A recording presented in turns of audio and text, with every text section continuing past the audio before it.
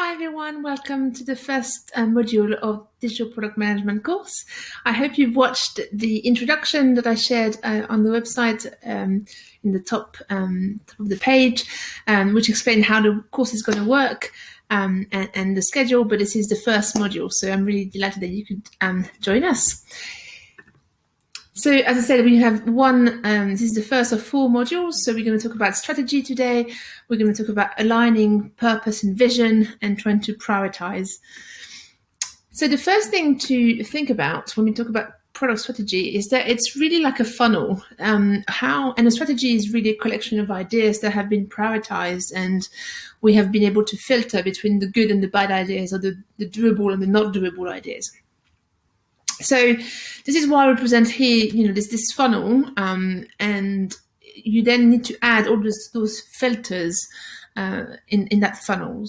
So things like customer needs or behavior that you might have learned about doing research, socioeconomic changes, new competitors, or similar organization doing offering similar support, any new tech changes in the market.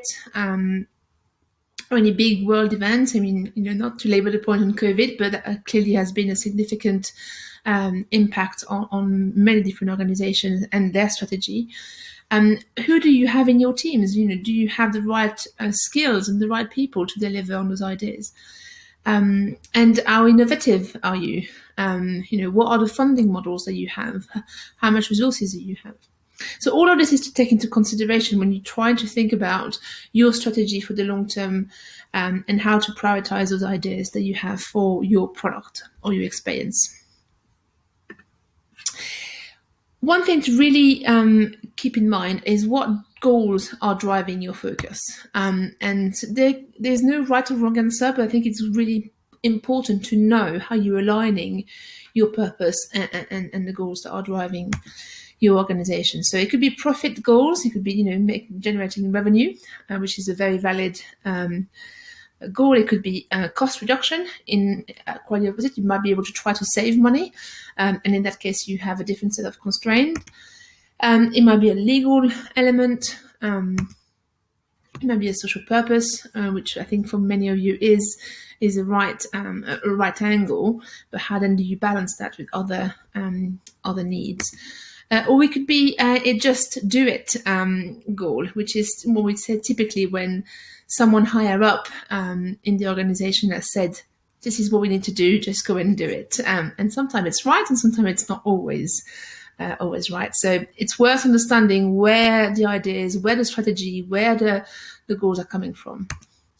And particularly because what's really important is to think about what that means for your user goals, because those are all your organization goals, but not necessarily aligned with what your users need.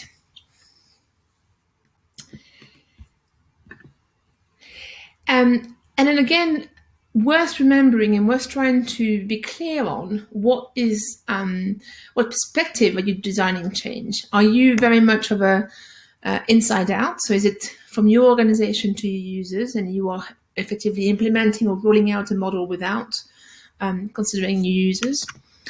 Or are you letting your users and people around you, your key stakeholders, drive that change and design the change?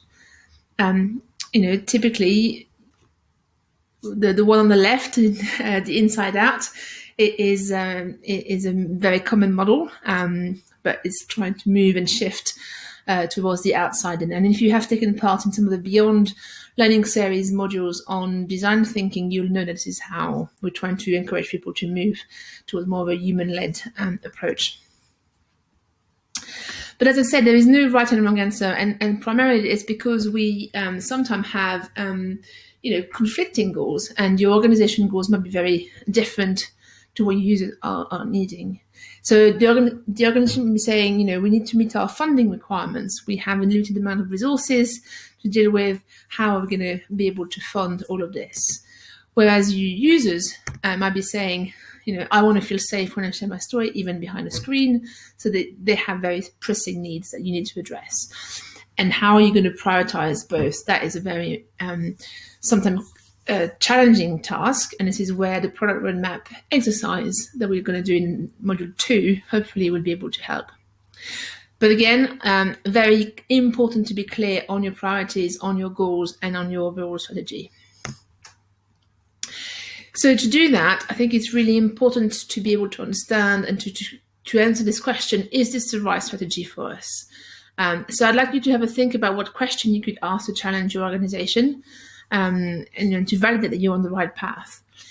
Here are a few things to consider, and later in the practice exercise, I'm going to ask you to go and write your strategy and question it.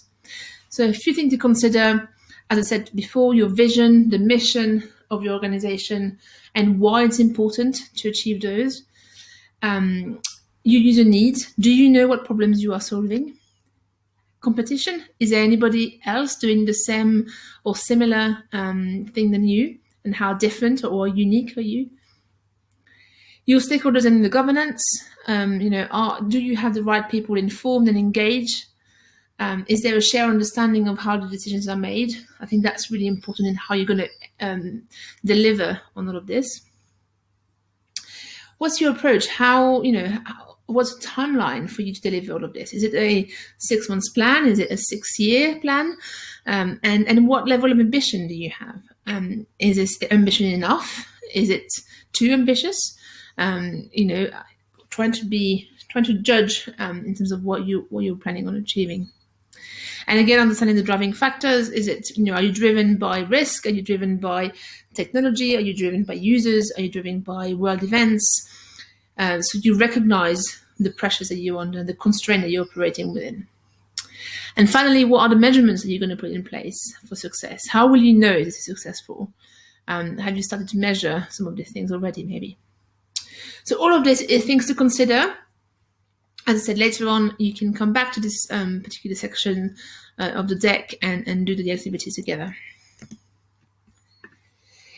So I'll leave this here, and you can pause the video a little bit, but maybe to just go through some of those questions that I would suggest you ask to question your strategy, because they are really important. And I think it's really key to understand that without being clear on any of this, there is very little point in going into product design, because you will not necessarily design the right thing and solving the right problem.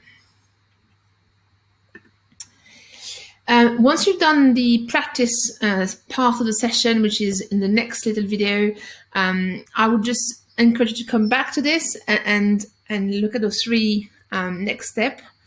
The first one being have a conversation with your team. So even though you're doing this course on your own, and you might be just trying to figure out what to do or where to start, I would say it's a good thing to have in your back pocket to hold a conversation with your team and to really discuss whether you're all on the right page, on the same page, and on the right page for what you're doing next. I would say get going, get started. Make sure that you're not waiting for the perfectly shaped, the perfectly written plan, because they don't exist.